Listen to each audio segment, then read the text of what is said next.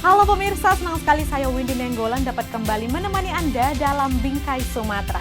Kami akan menghadirkan berbagai kisah inspiratif dalam keberagaman budaya.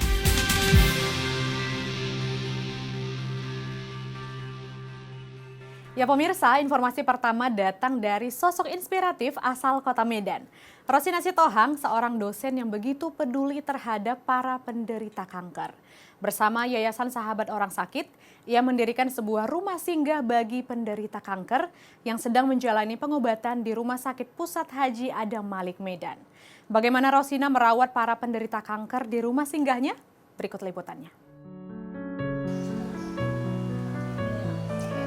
Janganlah jemu-jemu berbuat baik. Ya, manusia semuanya itu harus standarnya itu adalah manusia yang berharga. Kadang orang lain menganggap orang sakit itu tidak berharga. Tapi buat kami, manusia itu harus dimanusiakan sebagaimana mestinya.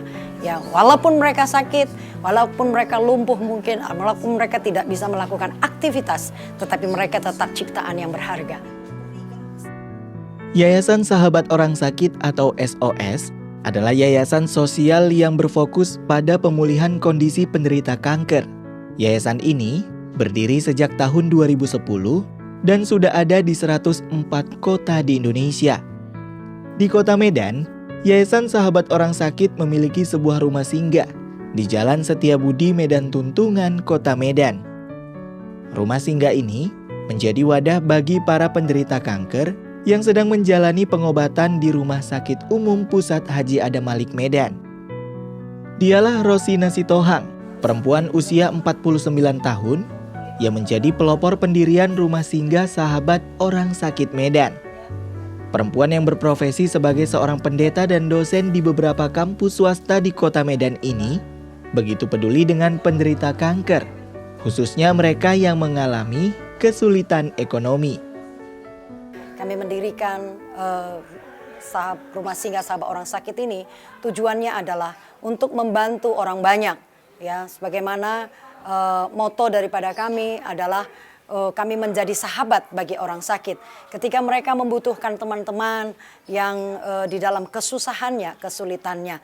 Jadi kami siap menjadi pasukan relawan atau volunteer untuk menolong mereka, untuk membahagiakan mereka, untuk memberikan mereka semangat, spirit. Di rumah singgah ini, para pasien dapat tinggal secara gratis selama menjalani pengobatan. Lokasi rumah singgah ini cukup strategis, yakni berjarak 1,9 km dari Rumah Sakit Umum Pusat Haji Adam Malik Medan, sehingga memudahkan akses para pasien menjalani pengobatan. Selain itu, rumah singgah ini juga menyediakan kebutuhan jasmani berupa panganan sehari-hari. Bahkan, para pasien juga mendapatkan pelayanan rohani berupa Zoom setiap pagi dengan para pendeta dari yayasan pusat dan ibadah mingguan di gereja. Rosina dan relawan lainnya juga rutin memotivasi para pasien. Seperti kali ini, mereka berdoa bersama agar diberikan kesembuhan dan kelancaran selama pengobatan. Ketika ada di sini, mereka kemo, biasanya mereka mendapatkan kesulitan misalnya kendaraan, mereka telepon ke kita akan siapkan kendaraan untuk mereka dibawa ke rumah sakit. Lalu kemudian ketika mereka drop juga kita akan pergi untuk mendoakan mereka di rumah sakit. Lalu di tempat ini juga biasanya kita dampingi untuk menyiapkan juga makan minum mereka yang standar.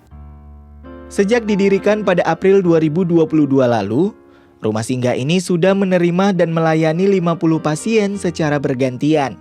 Salah satunya Rafael Martin Sirait, atau yang akrab disapa Martin. Pasien asal Batam ini mengidap penyakit leukemia di usianya yang masih 19 tahun. Hal ini mengharuskannya tinggal di sini untuk melaksanakan kemoterapi.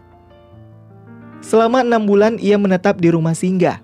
Dirinya mengaku bahwa bukan hanya kebutuhan fisik saja yang terpenuhi, melainkan kebutuhan spiritualnya pun semakin bertumbuh.